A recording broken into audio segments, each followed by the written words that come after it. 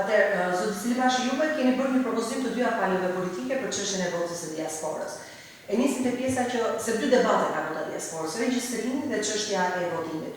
Tek regjistrimi, propozimi juaj i jep garanci të dyja palëve sipërses edhe në themelimi që është mënyra më e dur, e vlerësoni ju si mënyrën më të dur? Jo. Këtë nuk mund ta them, por mund të them me siguri që mënyra që ne kemi prezantuar nga pikpamja e garancive teknike, por dhe garancive të tjera për këtë proces, i ka të gjitha këto garanci. Është e dur për rastin kur ti nuk ke kërkesë pasjen e një vendbanimi të deklaruar paraprakisht për të mundësuar të drejtën e votimit. Ti mund ta bësh njëkohësisht, pra, prezanton interesin tënd për të votuar jashtë territorit të Republikës së Shqipërisë, ndërkohë deklaron edhe adresën njëkohësisht. Deklarimi i adresës fakt është pika kryqe që e mban në themelin. Thotë që ne nuk duhet ta kalojmë nëpërmjet ILD-s, sepse s'duan që të dhënat e tyre të jenë pjesë e një organi që është qeveritar.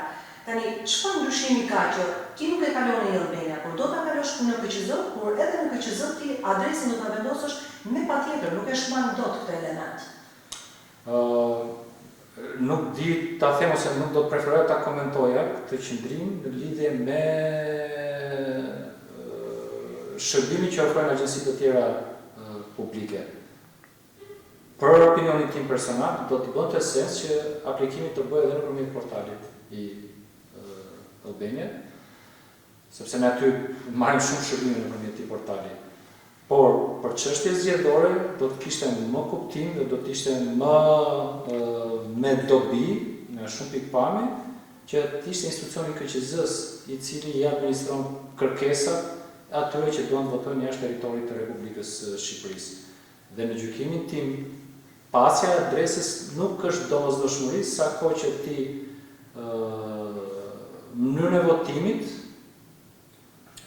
votimit të themi nuk lidhet me pasjen e një adrese domosdoshmërisht. Adresa duhet domosdoshmërisht në rastin kur do të aplikosh votimin me postë. Por teksa edhe pse ne themi që jo domosdoshmërisht duhet një adresë, unë mendoj që formalisht kjo mos jetë kusht, por duhet që ti të deklarosh ose në mënyrë tjetër ne të kuptojmë që ti jeton jashtë territorit të Republikës së Shqipërisë, sepse për ndryshe mund ta ushtrosh të drejtën e votës brenda territorit të vendit. Aplikacioni që ju propozoni sa i sigurt është ky si aplikacion, ku kemi parasysh që kemi inteligjencën artificiale e cila ka ndikuar në shumë procese, jo në shumë, por në disa procese zgjedhore ka ndikuar. Sa është e sigurt ky aplikacion? Se kemi parasysh që te aplikacioni ju kërkoni dhe identifikimin e fytyrës. Rastet e përdorimit të inteligjencës artificiale janë të njohura tashmë. A është 100% i sigurt ky apo kjo është teknologjia? Mund të them që është po kaq e sigurt. Është e njëjta teknologji që përdorin bankat apo dhe agjencitë të tjera të cilat administrojnë kërkesat përdoruese të ndryshëm. Dhe është një aplikacion i cili është përdorur edhe për qëllime zgjedhore në disa vende, nuk është kaq masiv, por nuk është një gjë që e kemi shpikur ne apo po e shpikim ne si KQZ e Shqipërisë. Është një aplikacion i cili përdoret gjerësisht po për qëllime të tjera, jo vetëm për qëllime zgjedhore. Dhe për sa kohë përdoret në sistemin bankar, mendoj që i ofron të gjitha garancitë mbi integritetin e atij që bën aplikimin dhe sigurinë që ne duhet kemi për identitetin e këtij personi. Kur flasim për votimin, opozita nuk është se e ka kundërshtuar shumë propozimin tuaj, por thuaj se e ka mirëpritur, nga ana tjetër Partia Socialiste ka ngul tek postat jetë me postë shqiptare, opozita kërkon në postën ndërkombëtare, nuk e di çfarë diferencë bëjmë mes njëra tjetrës, po për ju si KQZ, cili është modeli më i mirë, propozimi më i mirë?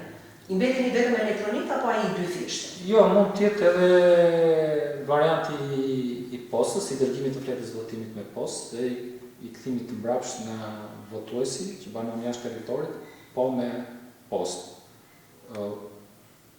Është një mënyrë që përdorin shumica e vendeve, shumica dërmuese e vendeve që aplikojnë votimin nga jashtë. Është e thjeshtë, nuk është se implikon procedura të komplikuara, i ofron të gjitha garancit, ekzistojnë të gjithë mekanizmat për të qenë i sigurt në lidhje me votën që ka mbritur në Komisionin Qendror të Zgjedhjeve. Tash partitë kanë ato qëllimet e tyre dhe vlerësimet e tyre për këtë çështje, por në pikpamje teknike ne nuk kemi asnjë arsye të paktën si institucion që të themi që jo, kjo nuk është një mënyrë që mund të aplikohet. Por nëse do ishte 100% elektronike dhe ta votojë dhe ta merrë? Po dhe kjo mund të jetë një opsion. Ai varianti që ne kemi propozuar ta ofronte këtë mundësinë. Por dhe aty pasaj dikush do thotë që sa i sigurt është ky sistemi, kush e kontrollon, gjithmonë do ketë diskutime. Dhe është mirë që ne çdo merak, çdo shqetësim që mund të ketë çdo njëra prej palëve, duhet ta adresojmë. Dhe çfarë merr rëndësi në këtë proces është monitorimi dhe mbikëqyrja. Duhet të ndërtojmë çdo lloj mekanizmi që të gjitha palëve ju jep mundësi që ta vëzhgojnë dhe ta monitorojnë pasi dhe kufizimi dhe qartësisht këtë proces. Kjo është domosdoshmëria. Nëse propozimi juaj e zëm se propozimi juaj miratohet me të dyja palët politike, ka një faturë financiare si për elementin e parë, atë të regjistrimit dhe për të votimit, i keni nxjerrur një kosto paraprake? Me një vlerësim që i kemi bërë paraprak, gjithmonë paraprak, kostës sistemit aplikativ të regjistrimit të votuesve shkon tek rreth, nëse nuk gaboj, tek 2 milionë euro. Pak a shumë, diçka më pak, është zhvillimi më tepër të sistemi për qëllim të realizimit të votimit. Pra mund të themi diku në 4 milionë euro për ta mundësuar votën e diasporës. Pak a shumë. Si e personi ju si shumë është shumë e konsiderueshme për të garantuar një vullnet të tillë politik? Po, nuk di ta them këtë, por që ka kosto, sepse 4 milionë euro janë goxha para, por janë kostot të domosdoshme nëse do që ta realizosh këtë proces dhe në këto kushte. Sikurse janë kostot edhe në variantin me post, të duhet paguash shërbimin postar, të dërgimit të fletës votimit dhe të kthimit mbrapsht.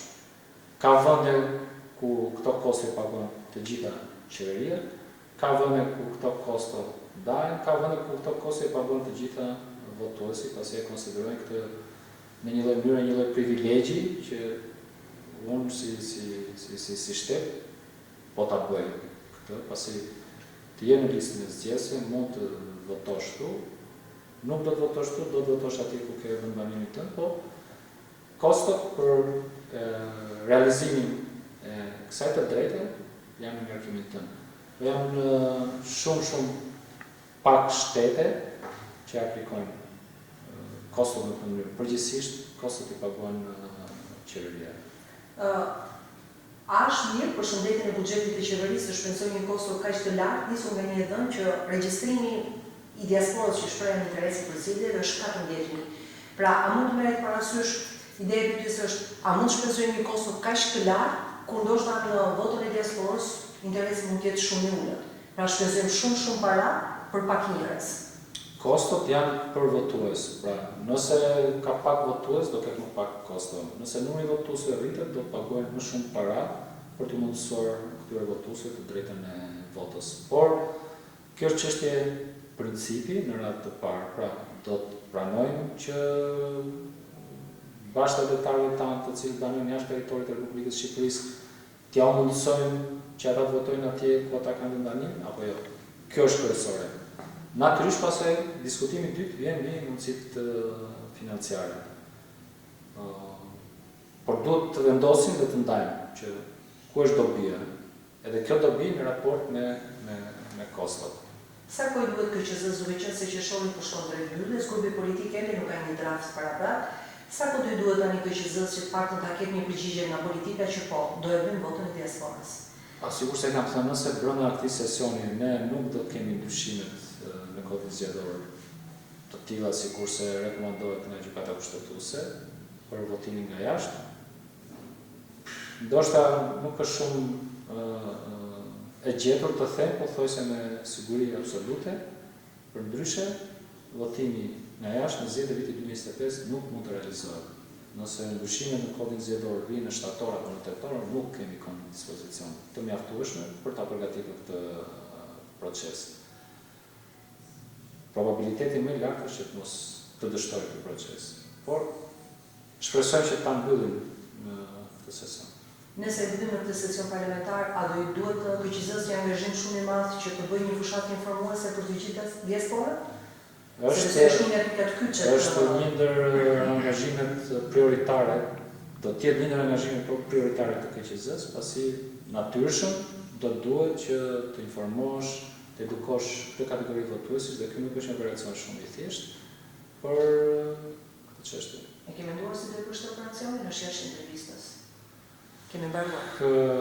Si do bësh operacionin? Do përdoren rrjetet sociale, media, takime, organizata të ndryshme, media. Thua mund të depërtojë kaq shumë kjo gjëja apo do të jetë edhe diaspora që do ta shpërndajë? Ai shumë jo, po edhe ata do kenë interesin e tyre ta nxisin ta bëjnë këtë. Do vetëm në këto 2 javë të fundit,